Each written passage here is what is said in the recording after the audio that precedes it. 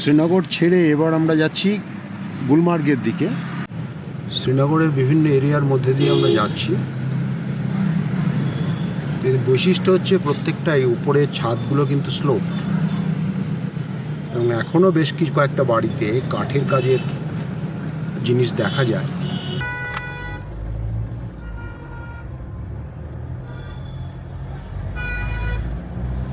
গুলমার্গ ঢোকার আগে একটা জায়গায় আমাদের দাঁড় করিয়ে দিয়ে বললো যে একবার যান, দেখুন জায়গাটা দেখুন। আজকের আবহাওয়ার পূর্বাভাস হচ্ছে এখানে হয়তো তুষারপাত হতে পারে। ঘুরতে ঘুরতে প্রায় 3:30টার সময় এসে পৌঁছালাম শ ইন গুলমার্গে। ছোট্ট একটা হোটেল, কিন্তু ভারী সুন্দর গোছানো। আকাশ একদম মেঘলা হয়ে এসছে। এবার আমরা ঢুকে যাব ভেতরে। প্রথমে একটা রুম ট্যুরটা দিয়ে দিই। Room number 201। অসম্ভব সুন্দর একটা রুম, একটা ফ্যামিলি রুম আমাদের আপগ্রেড করে দিয়েছে প্রিমিয়াম রুমের থেকে। হোটেল শ ইন, একটা ডিভান টাইপের রয়েছে, ছোট্ট একটা বসার জায়গা রয়েছে, এবং পুরোটা কাঠে মোড়া, এবং central heating, always central heating on আছে।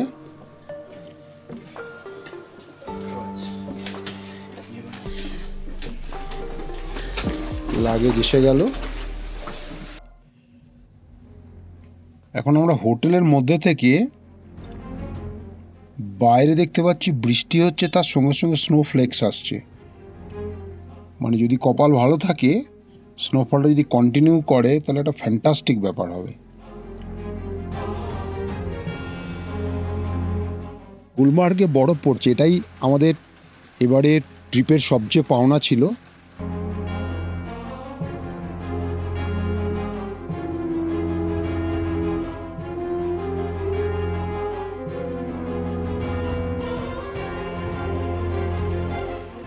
অবিশ্রান্ত বরফ পড়ছে গুলমার্গের আমাদের এই হোটেলে।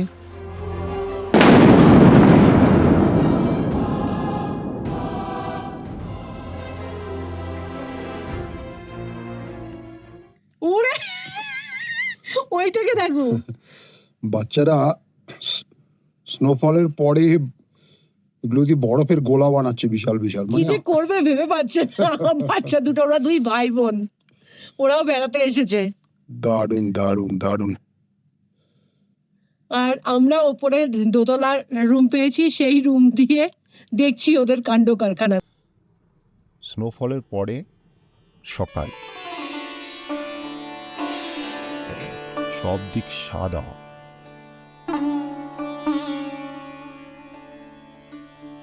জাস্ট হোটেলের বাইরেটা একবার দেখুন।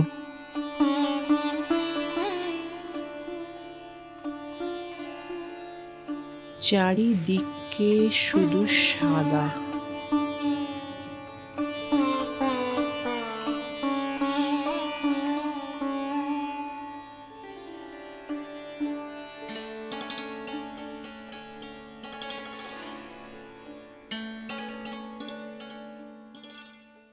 একটা ঝাউ গাছ বলে চেনা যাচ্ছে।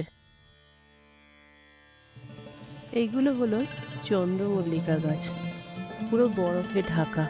আর দেখুন শুধু কিভাবে ঝুলে পড়েছে বরফগুলো। গাড়িটা দেখুন কি অবস্থা হয়েছে গাড়িটা। আজ চাকাটার অবস্থা দেখুন কি অবস্থা, পুরো চাকাটাতে ভর্তি বরফ জমে রয়েছে। সকালবেলার পুরো চারপাশটা একদম পুরো সাদা। এই মুশকিলটা হয় কি, এই যে রাস্তার মধ্যে এই যে বরফগুলো না, এই বরফগুলোতে স্লিপ খেয়ে যাওয়ার প্রচন্ড সম্ভাবনা। কালকে প্রায় ঘন্টা 4 স্নোফলের ফলে এই দশা হয়েছে। হোটেল থেকে আমরা একটু দূরে এসেছি, একটু, খুব বেশি নয়। চারিদিকেই তো বরফ, তা এখানকার দৃশ্যটাও বেশ সুন্দর। তিনি ক্যামেরা নিয়ে বেরিয়ে পড়েছেন। কুকুরের ছবি তুলছেন, জানি না আর কিসের ছবি তুলছেন।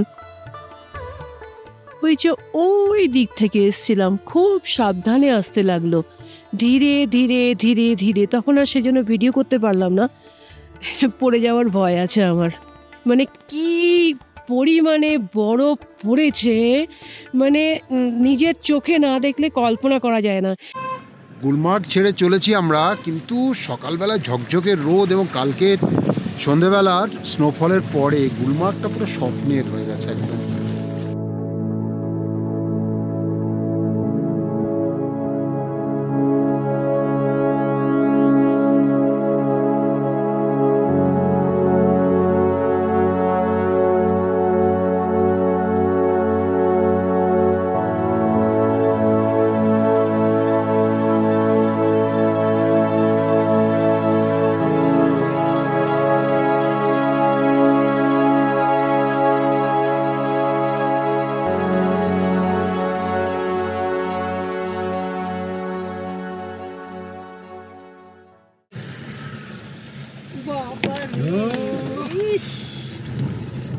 গাছের উপর থেকে একটা একটা করে একটু একটু করে বরফ ধূপধাপ এসে পড়ছে।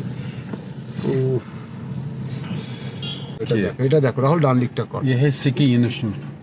ও স্কি ইনস্টিটিউট। सिकी इंस्टीट्यूट আরে এ অপূর্ব অপূর্ব, মানে এ তো স্বর্গের কাছাকাছি, এত সুন্দর। দূরে যেটা যে বাড়িটা, এটা হচ্ছে স্কি ইনস্টিটিউট। গুলমার্গ স্কিয়ের জন্য সারা পৃথিবী খ্যাত। এই পুরো ভ্যালিটা জমে গেছে পুরো বরফে।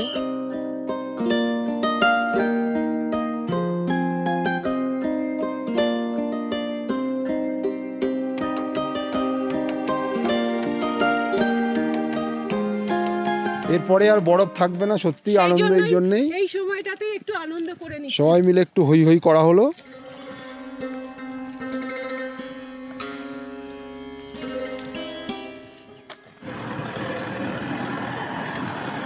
পর্যটকরা স্কি করার জন্য এখানে এখন ভিড় জমিয়েছে। একদিন বরফ পড়েছে, তার মজাটা নেওয়ার জন্যে কত পর্যটক এসে গেছে এখন। যদিও এখন পর্যটক কাশ্মীরে একটু কম, তা সত্ত্বেও গুলমার্গ আজকে জমজমাট। এ কোনটা ছেড়ে কোনটাকে বলবো আমি তো কিছুই বুঝতে পারছি না। মানে একটা সুন্দর একটা বরফে ঢাকা কোর্স, তার উপরে একটা পাতলা মেঘের আস্তরণ, তার উপরে আবার বরফের চূড়া, মানে ভাবতে পারছি না।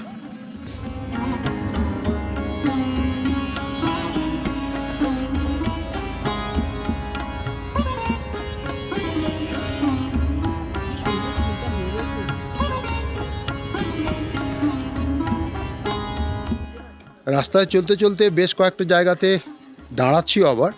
এইখানে বলছে একটা ভিউ পয়েন্ট আছে, এই যে এখানে কি বলছে দেখি, এটা বলছে একটা view point, Gulmarg development authority, একটা প্ল্যাটফর্মের মতো। সেই জায়গাটা থেকে দেখব।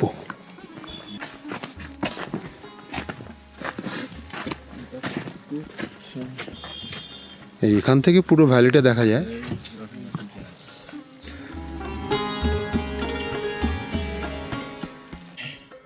স্নো পড়ে পড়ে, মানে বরফ পড়ে বিভিন্ন জায়গাগুলো এত পিচ্ছল হয়ে গেছে যে মাঝে মাঝে বেশ ধরে ধরে চলতে হচ্ছে, কারণ আমাদের জুতোগুলো ঠিক স্নোয়ের উপযুক্ত জুতো নয়। তো এই ভিউ পয়েন্টটা দেখে আমরা আবার গাড়ির দিকে চলে যাচ্ছি। ভিউ পয়েন্ট আলাদা করে বলার কিছু নেই, এখন সব দিকেই ভিউ পয়েন্ট।